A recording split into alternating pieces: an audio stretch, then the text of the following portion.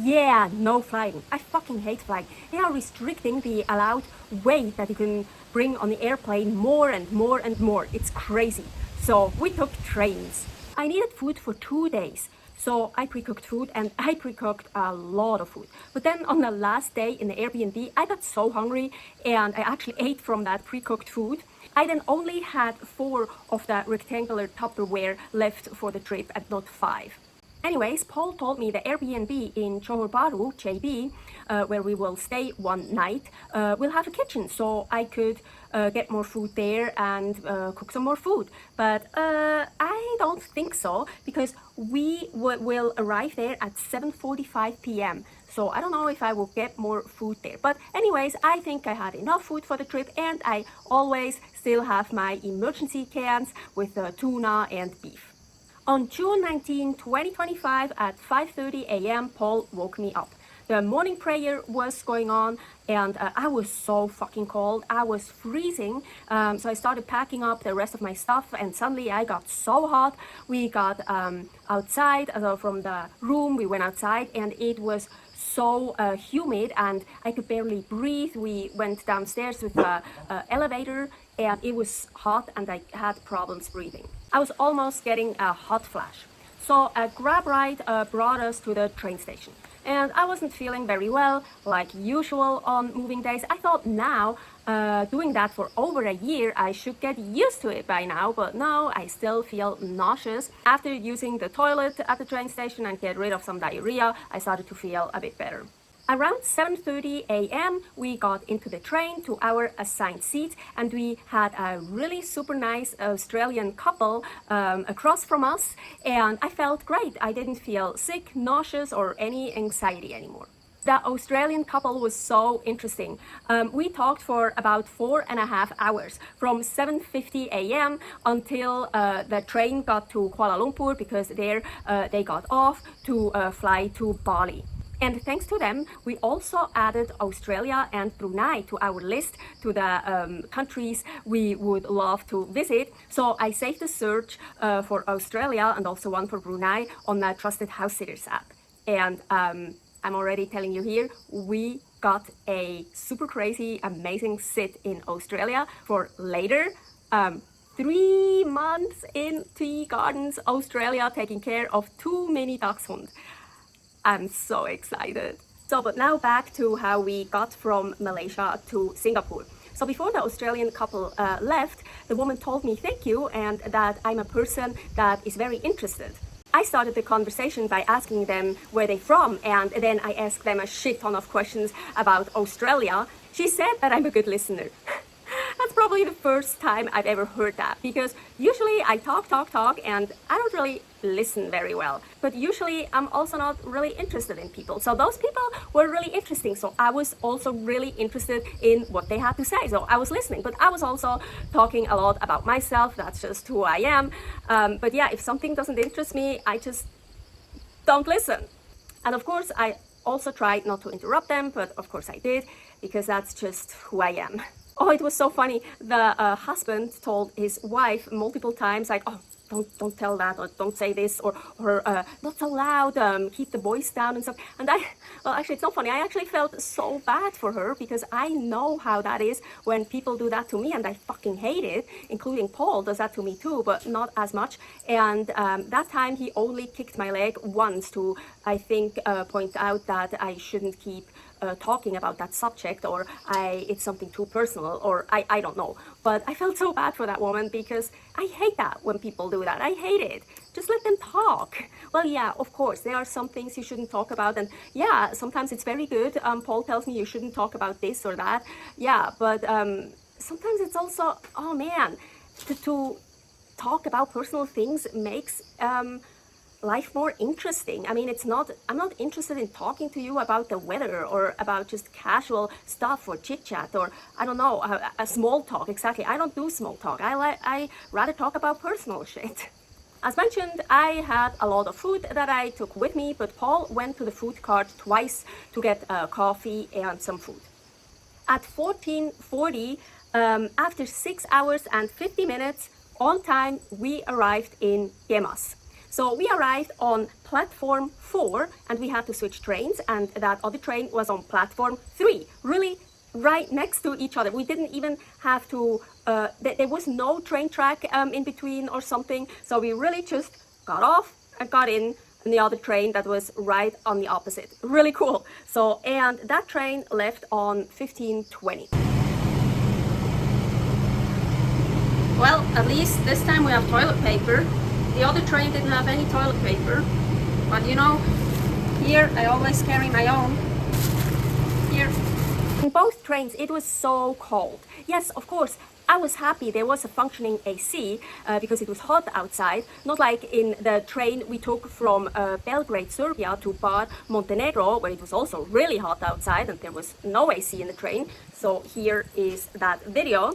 So yes, in Malaysia it was hot and humid outside, but the AC was turned on way too cold. I felt like in the States. Usually in the United States, when you go to a restaurant or you go shopping, the AC is on so fucking cold, like such a huge temperature change. Like I don't think that's good for you. I don't think that's healthy. Yeah, doesn't that make your body sick from like super hot outside and then super cold? Yes, an AC is good. Yes, it should get cooled down, but not such a huge temperature change. So the second train was pretty empty, so we just sat wherever we wanted. Paul again went to the food cart twice and brought some food for him to eat, and that food looked much better than the one from the first train.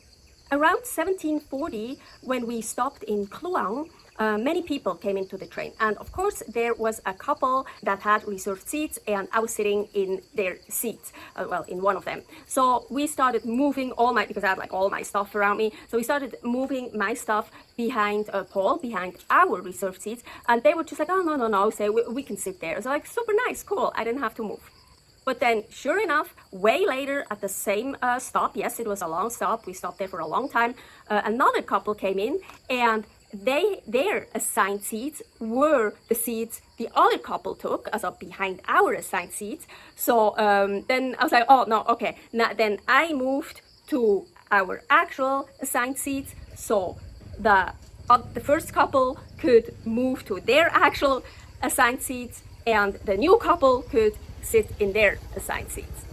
And Paul just moved up one row from our assigned seats, so we still had a row to ourselves. Shortly after we left that station, Paul saw 4 monkeys. I was so jealous, I wanted to see them too. So far in our nomad life, I haven't seen any monkeys.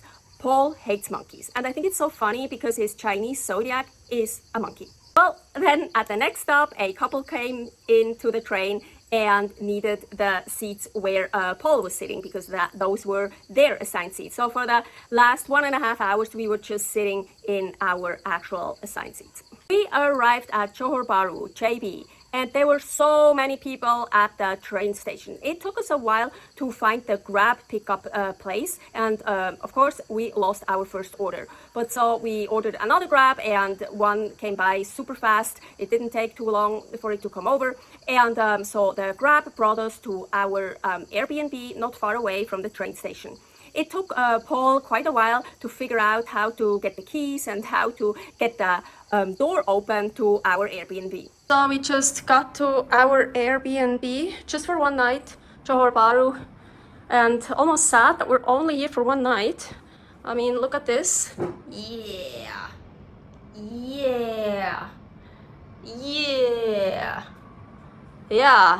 Real kitchen.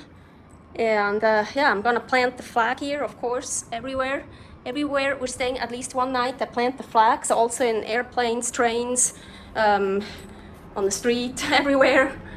So here, bathroom. Yeah, really nice. So I don't think that's the cheapest Airbnb with a kitchen we found, but it's really close to the train station, and it's just for one night, so that's okay. Yeah, it would be nice to stay here a bit longer, but we are ready for Singapore now. Paul went out to get some food for himself, and yes, there was a Java grocer still open downstairs. So Paul was right, he could get some meat for me and I can cook. So I think in that building where our Airbnb was, there was also a mall. So while Paul was eating his Chinese food, yeah, I could use that fucking great gas stove. Yes, so cool. But we couldn't find the switch to turn it on anywhere. And we also couldn't find a gas tank anywhere. So I don't know, we couldn't use it. There was nothing so it would work. Fuck, so of course, again, I had to use a stupid induction plate. And Paul brought me such great food. Mutton cubes, ground mutton, and chuck roast slices. At least this induction plate didn't shut off all the time, and I could really sear the shit out of it and make it nice brown and make it nice. Not like the induction plate I had in the Airbnb in Malaysia. Here is a video about the Airbnb in Penang, Malaysia. I already ate a lot, but that meat looked so good, and it just tastes the best fresh, still warm out of the pan. So yes, I did eat some more. And yes, this time I actually was already full and I ate a bit more. I didn't overeat like crazy, but I ate a little bit too much, but it wasn't bad. But yeah, so like usual on moving days, I eat so much more than usual, but I usually don't overeat. So even without overeating at all, I just still eat so much more than on non-moving days. I don't know why, not on every moving day, but most times it's like that. At 11 p.m., 2300, we finally went to bed and we tried to sleep. Everything was still moving from the train rides. Already when I was still cooking, everything was still moving sometimes, and sometimes I could barely walk. It's just from being in a train for so long, so it's like really that movement. So not just for me, also for Paul. It was kind of funny, but also a bit, oh, please, just don't make me get nauseous. I'm not a morning person. I never was. My mom told me even as a baby at 10 p.m. at 2200, I was still wide awake and just didn't want to go to sleep. But I never woke them up in the morning. My mom, as a real morning person, suffered a lot with me. Anyways, I usually tell Paul to wake me up 1 hour before we have to leave. And of course, I always try to pack up whatever I can and do everything that I already can the night before, so I don't get stressed out in the morning. So already the night before, Paul told me we have to discard all our trash ourselves, otherwise we get fined. But then in the morning, while I started packing up the rest of my stuff, Paul suddenly started cleaning the dishes and washing the counters. I was like, what the fuck are you doing? Just leave it. And he was like, no. We have to clean all that to the counters and do the dishes and all that, otherwise we get fined. Well, tell me that the night before, not in the morning when we have to leave. He said he never had time to read all the instructions. I was like, well, you should read the instructions before booking that place. And then he said, you don't get the instructions until after you book the place.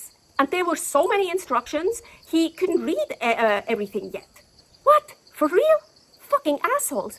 I wanna read the instructions before I book the place. Maybe I read the instructions and I'm like, no, I don't like that. No, I don't want that. I'm gonna look for something else. I wanna know that before I book it. That's fucking stupid.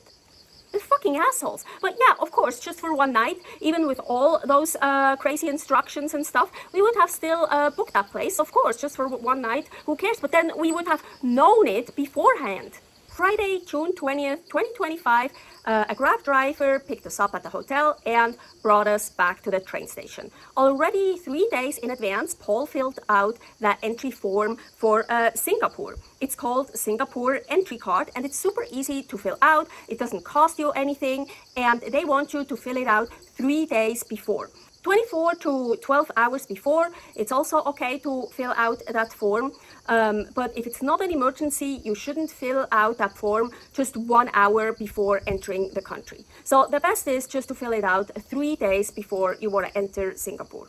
So at the train station, we got in line to get through the first passport control. And Paul told me it should open up at 9:30. And there was a digital clock up there, so I could see the exact time. And there was a guard standing there, and that guard opened up all the bands 40 seconds before it was 9:30. But no one went through, no one moved. And then exactly at 9:30, there was a sound, the guard winked, and the people went through. So super organized. So you just held your passport on the scanner and it opened up and you went through. Super easy. Then later on, there was the actual passport control. So most people, probably commuters, they just scanned their passports and went through. But Paul and I and some other people, we actually showed our passports to a guy in that house thingy.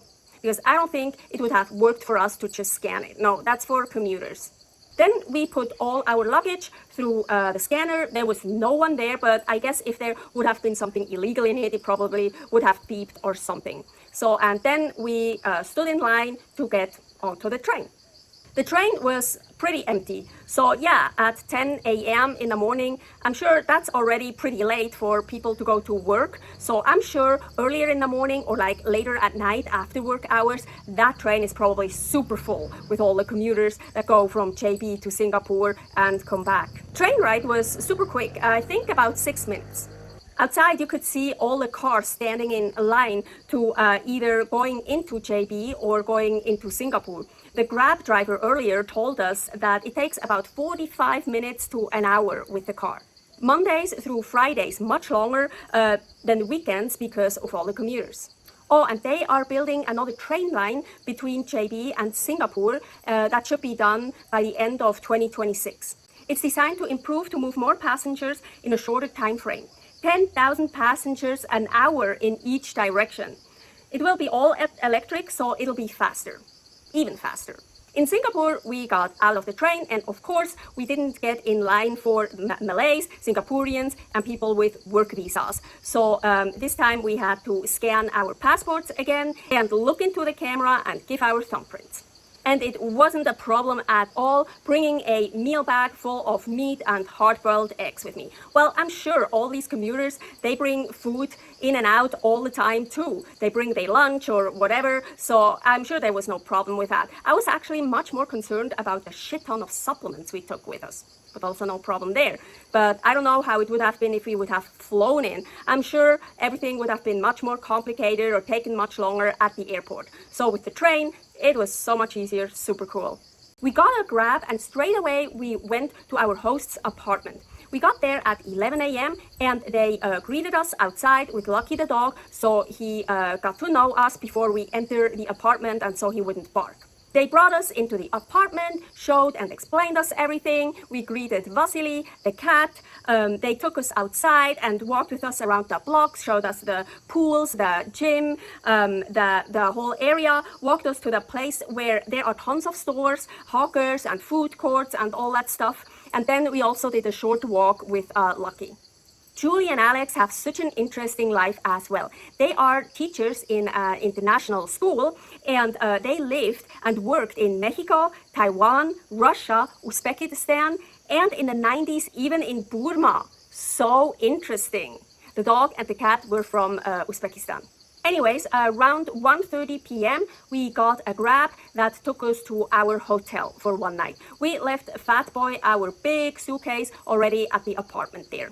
So yeah, we got a hotel for one night because there are no Airbnbs in Singapore. It's basically not allowed. It just doesn't exist there. We paid 494 Singaporean dollars, that is 116 American dollars and 37 cents for one night. That was the cheapest hotel we could find. Yes, without trusted house sitters, we couldn't afford to be in Singapore. Way too expensive.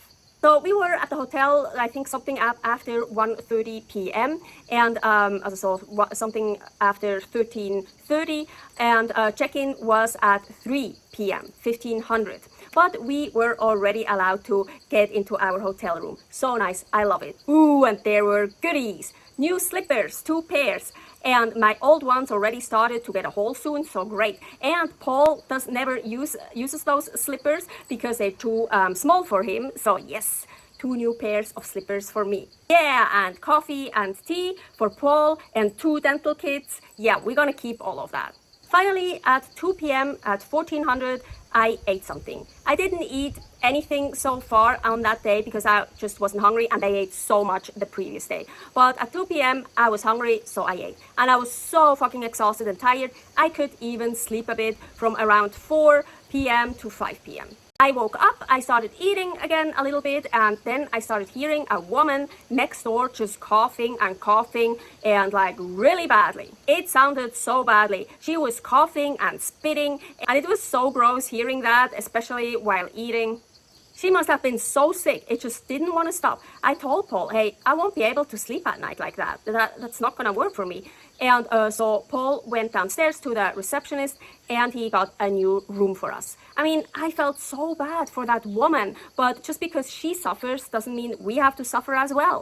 And also, she was right next to us, the room next to us. So there was like a connecting door between our rooms. And well, whatever she had was probably bad. I didn't want those germs or whatever bacteria coming underneath the door over to our side. So no, it was just much safer to move rooms.